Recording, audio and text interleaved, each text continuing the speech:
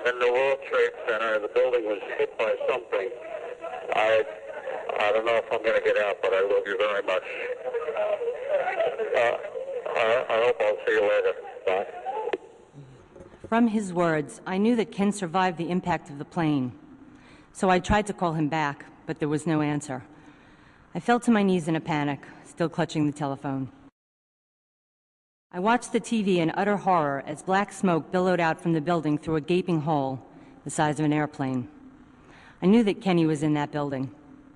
I watched as the people ran from the World Trade Center, hoping for a glimpse of my husband. Then the second tower was hit.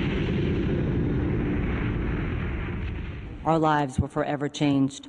My children would never again see their father, and I was now a widow. The grieving was just beginning. For me, one horribly sad question had been answered, but many more questions would soon follow. We could see New York City and the smoke from the fires. Our prayers and thoughts go out to all the people there and everywhere else. Here I'm looking up and down the East Coast to see if I can see anything else.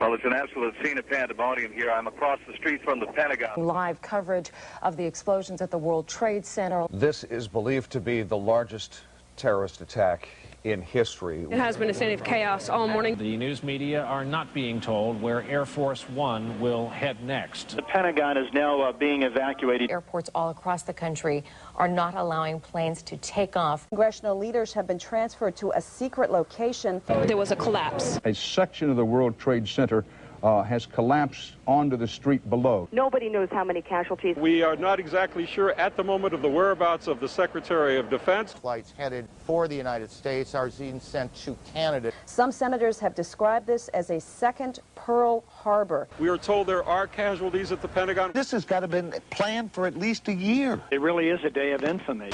And all of a sudden, it is midnight in downtown Manhattan. Smoke continues to billow out of lower Manhattan. I can't see that second tower. We heard the building coming down, and that's what we were running from. Both of them simply imploding in on themselves. Just seconds ago, there was a huge explosion, and it appears right now the second World Trade Tower has just collapsed. The terrorist wins when he or she manages to alter the behavior of a people or infringes on the way of life in a country, that the country, a democratic country particularly, alters its way of life. It raises the whole question of civil liberties and access and freedom of movement.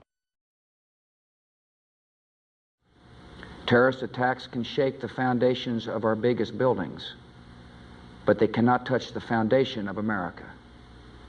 These acts shatter steel, but they cannot dent the steel of American resolve. America was targeted for attack because we're the brightest beacon for freedom and opportunity in the world, and no one will keep that light from shining. I've directed the full resources of our intelligence and law enforcement communities to find those responsible and to bring them to justice.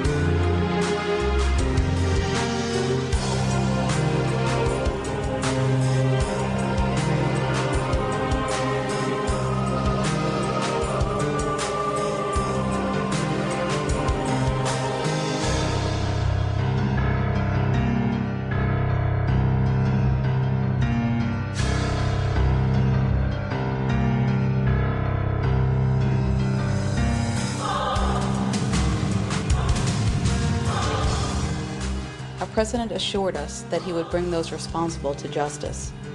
We were told they hated us because America is a beacon of freedom and opportunity to the world.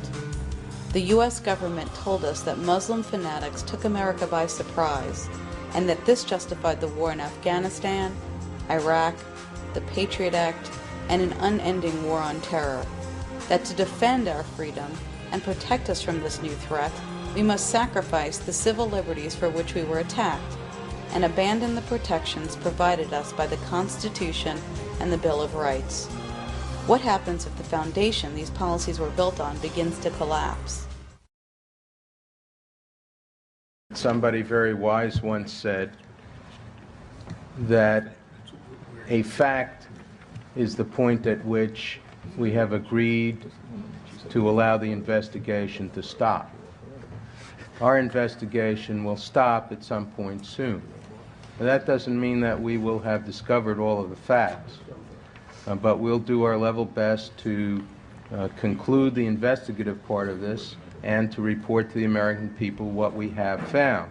I really think it's a shame that the family members can't just grieve for the loss of their loved ones, that they have to fight every day the government. You think with such a major catastrophic event, we'd be a little bit closer to the truth, and we're still not. And what's even worse is the more we ask the hard questions, the more we're attacked. There's enough reason to think that there is a very good chance that there was prior complicity in this, in the sense of opening the door in the way of a Reichstag fire. 9/11 has been used as a justification for foreign and domestic policies that in many cases the public as a whole has not called for, doesn't agree with. The American people have proved to be amazingly tolerant. They have not gotten terribly upset about the fact that they were deliberately lied to go to war in Iraq. They are tolerant of a number of other horrible things that they have learned about. There is one thing they will not tolerate. If the truth about 9/11 is revealed, it will reveal the values on which this American global domination project is built. As monstrous as the forces appear to be ranged against us, everything is subject to change, and the change issues out of us. This is serious. There's some very important questions here that are unanswered.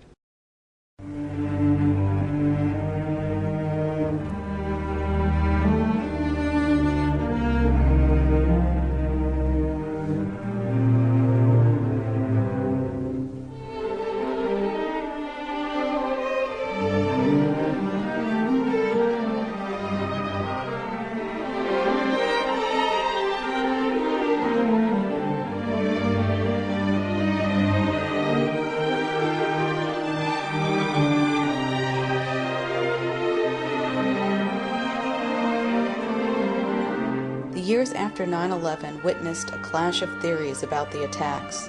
As more people became skeptical, the battle of perspectives headed for an open showdown.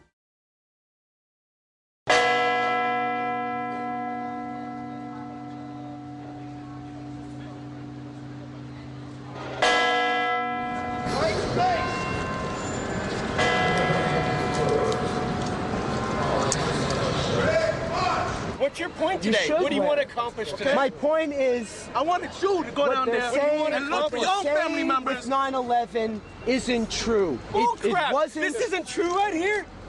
No, it's just a mirage. Tell me that's fake. Why? Tell me that's Why fake. it happened and who was responsible? Okay. The U.S. government. It's not about blame America first. The U.S. government. The 9/11 was the U.S.'s Reichstag fire. Oh, crap. I'm going to go and watch your words. Keep speaking, but you better tell the truth. And all you're doing is bringing crap against America. What do you think we're doing right as a nation? Because obviously the CIA is corrupt. Here's the thing. Our definition of patriot is a little bit different.